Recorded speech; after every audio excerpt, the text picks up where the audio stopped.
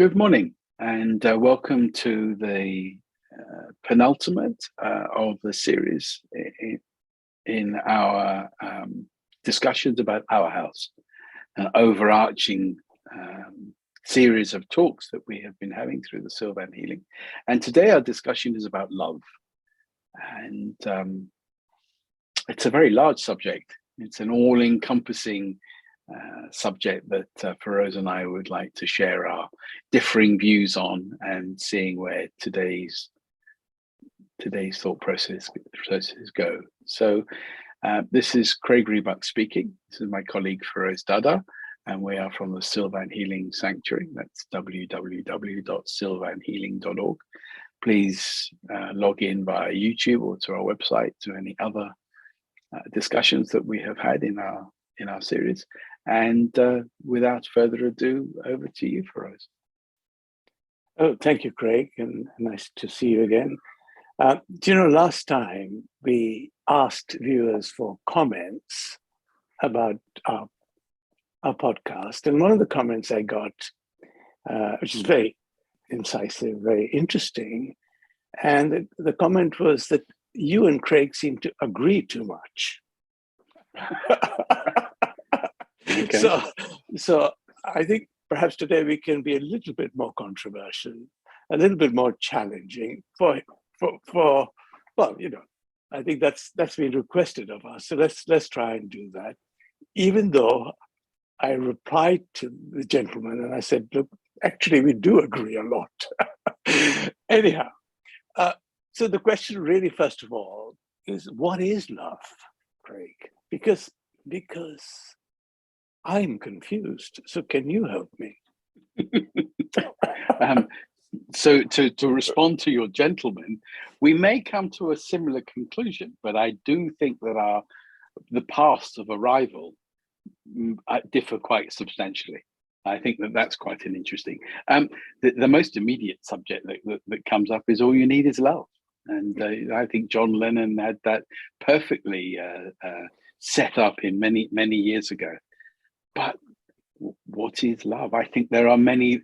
I think there are many different versions of it. Love of ourselves, the love of the beauty, love and beauty of nature, the love of a fellow man, the love of just the doing, or even the love of being. But it's a word that I think has been over-popularized. It's lost some of its depth and its meaning, and is glibly put across. We see these wonderful symbols that often adorn cities with a heart shape and the name of the place, or a heart shape and the name of one's loved one, or even the great imagery that goes around, that everybody puts their fingers together and creates the little heart-shaped symbol. It's the depth of love that I think we want to talk about. So maybe you can share something. Well, what I did was look for some inspiration, but look to understand first of all what not you or I think of love, but what the Cambridge Dictionary thinks of love. And then I looked at something which is, I would say, the opposite. Let's see if we can find common ground. So the Cambridge Dictionary, surprisingly, but yet not, said to like another adult very much and to be romantically and sexually attracted to them, or to have strong feelings of liking a friend or person in your family. Okay, so that's the Cambridge Dictionary's interpretation, probably an official one in that sense, of love. On the other hand, when you looked at spiritual love and what Rumi had to say, which is really quite different, he said, love rests on no foundation. It is an endless ocean with no beginning or end. Now, you can see that those two contrasting views of understanding of love was where you and I talked about one day at Circle. And I said, look, wow, this is so difficult, because because my own understanding of love is different to yours, Craig, or anybody else's. Mm. We all have a different understanding. So I asked you, and I think you alluded immediately, is that the first question is not all I need is love, which is fine. I need love, or you give love, but how do you cultivate love? How do you have a relationship with love with yourself first? Mm. So I sort of throw this back at you because you raised the question. We have to learn to love first, haven't we, to be able to understand it. We have to experience love, first of all, to begin to feel it. So, Craig, throw it back at you only because you started by saying loving ourselves or loving thy neighbor. I think this is the two things you said. So perhaps you'd like to elaborate on what you meant by that, having said it. So the image of an archer who has a bullseye target at the end of a distance. There are concentric circles, and in the middle is the very center, and the arrow is to hit. The purpose of the archer is to hit the bullseye. But if you take the external circles, the what I would like to call the commoditification of the word love. It's a commodity in this context. It's the superfluous consumerism. If we take that away, which is what we started with, we start to talk about at a deeper level of our inner self. So the first that you asked is how do we love our fellow man? No, how do you love ourselves? Because I think they're two. They're the two. Okay. And I think in order to love another, one has to start with loving oneself. Precisely. Okay? And that's my sense. But what does that actually mean? Is that actually I think that we live in our house, in our body, in our world, in our own inner self. We construct a series of thoughts and understandings of how we expect the world to be and how we modify ourselves within the world. And we look for love. We look for love as a representation of ourselves. Wait, Craig. Just in the spirit of criticism, sorry. or I want to ask you, how do you love yourself? How do you learn? Yes, to love I am explaining that in order to, what I'm alluding to or coming to is that we look for love externally as a way of understanding.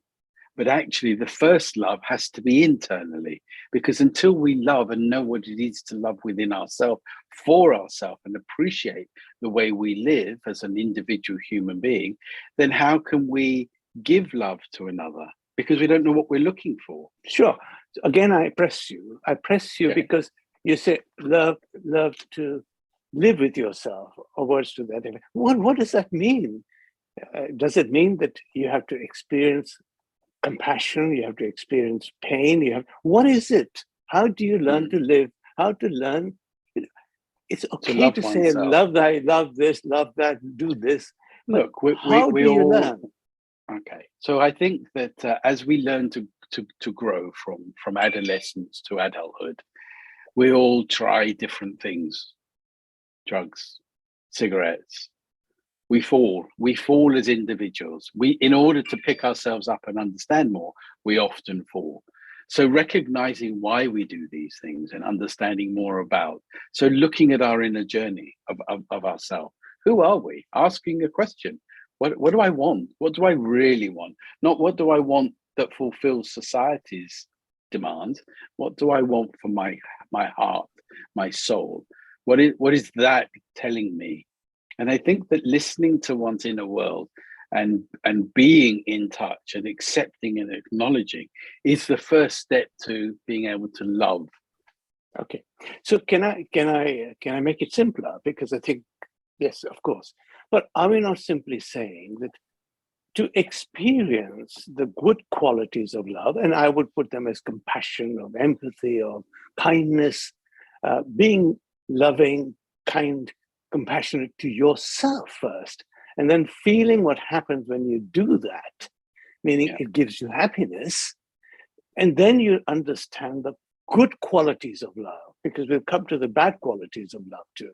To cultivate those good qualities of love, and then see the reaction of that, the reaction of experiencing compassion, kindness to yourself. Once you experience that, then you know how to give it. You understand how to give it, but also you understand how to receive it, haven't you? Okay. Because so there were three words there, Feroze, that I want to pick you up on. First of all, sure. I recognize compassion. And I recognize the sense of speaking about that.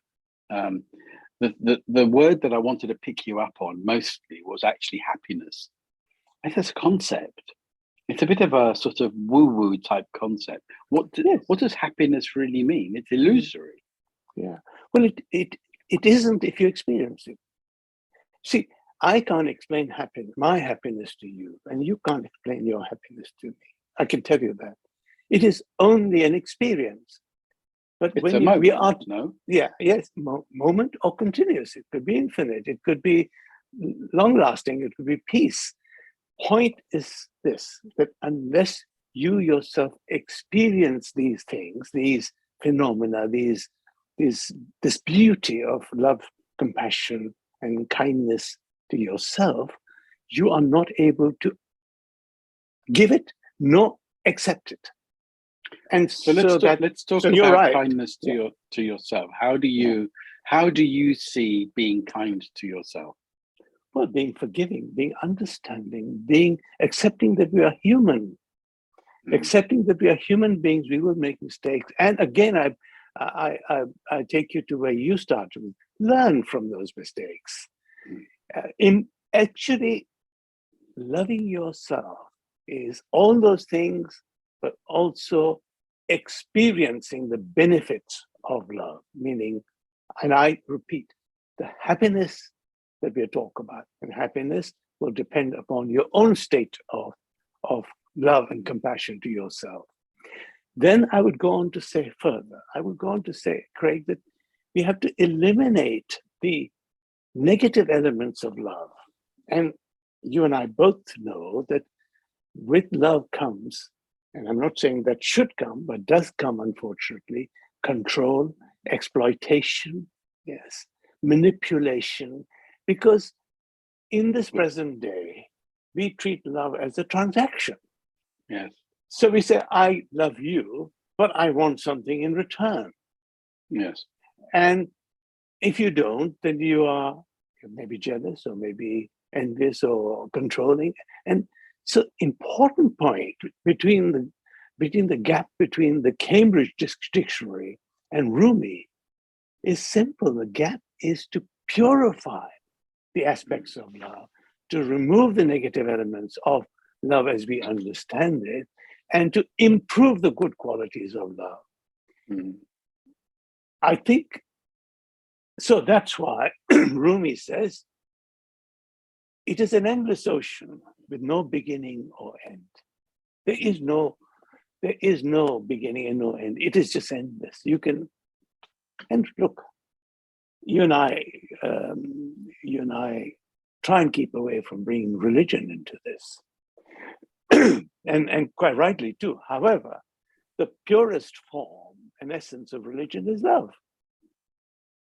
Love thy neighbor, love human beings. It's just that the way it's developed has lost its original beauty. But religion largely is love, isn't it? Love without its negative elements. Well, there's control in religion as well.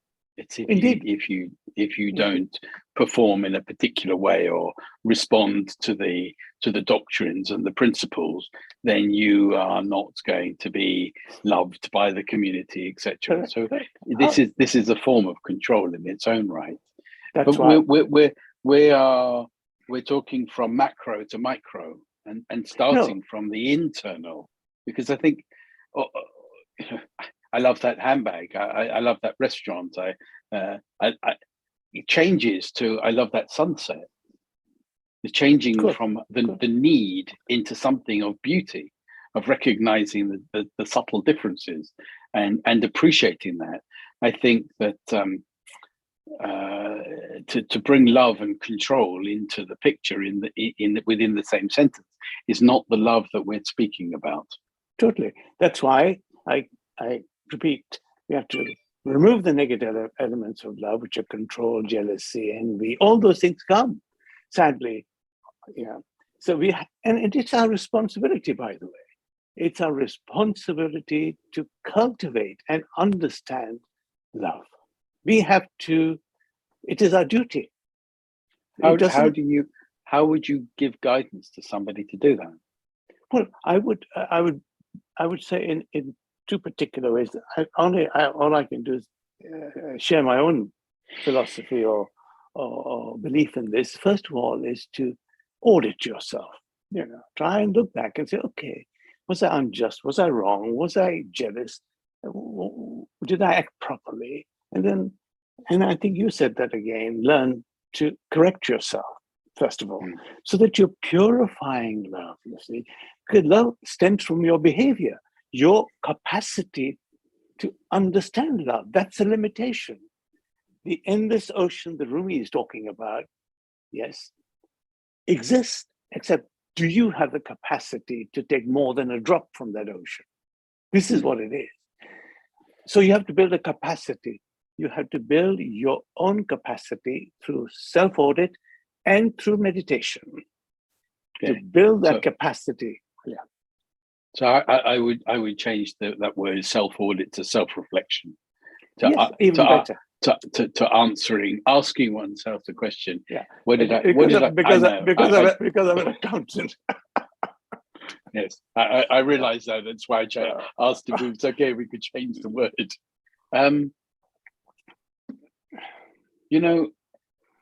To seek happiness or to seek perfection, it's impossible. It's almost it's an elusive concept that actually I think is painful, because we're trying to reach something that's always just out of our reach. So the example is, that feeling when you very occasionally may reach for a door handle and you misjudge the site, and there's this moment where you suddenly go, no, you didn't quite achieve it. And I think that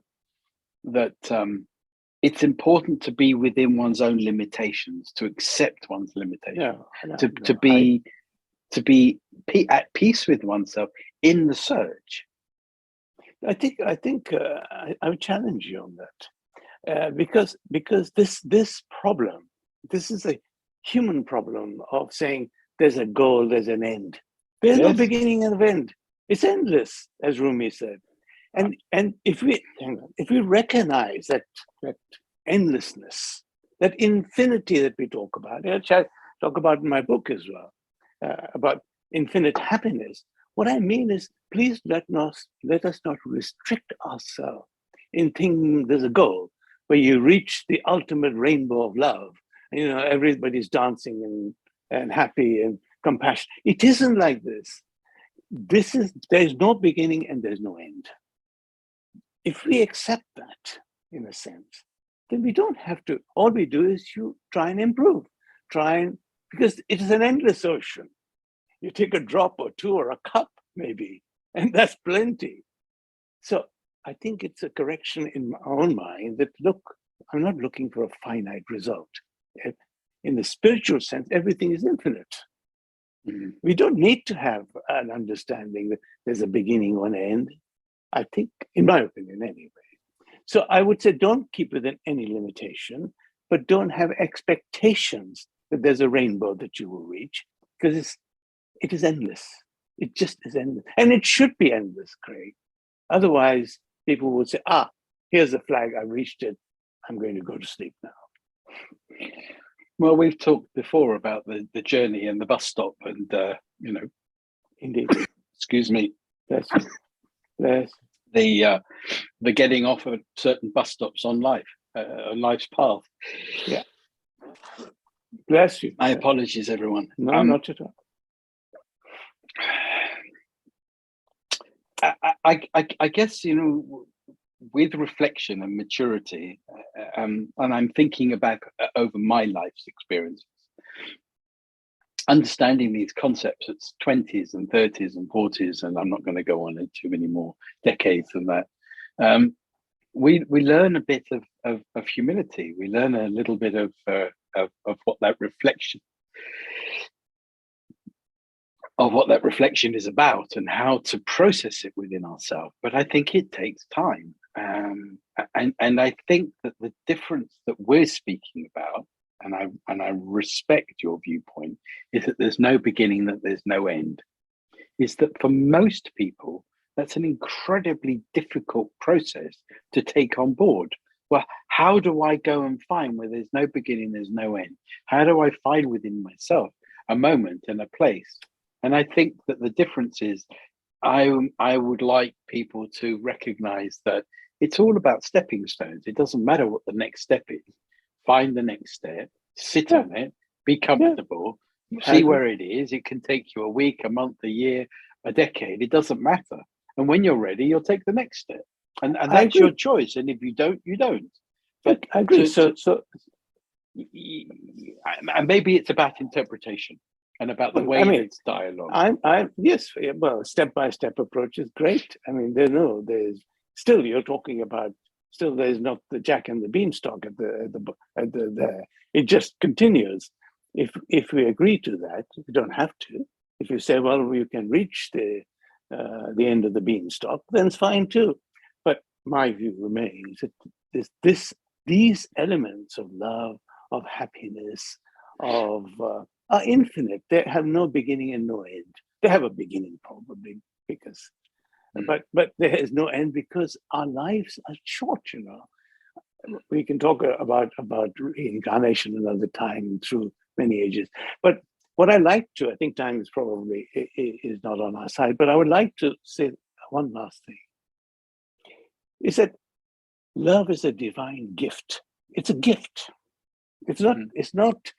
And it's one of the most beautiful gifts given to humankind. Yeah. If we can find love in ourselves and, as you say, practice it with others, I think that gift will be bountiful to you. It will be beautiful to you and your life and for the life of others around you. I think I couldn't share any more than that love is beautiful. Find it, experience it, and find out for yourself. I think that's a perfect moment to end today's discussion. Feroze, thank you very much for bringing this as a subject of discussion. And please, for anybody that would like to, please look on our website, sylvanhealing.org, or look on our YouTube channel at Sylvan Healing. Be well. Take care. Thank you, Feroze. Thank you. Bye.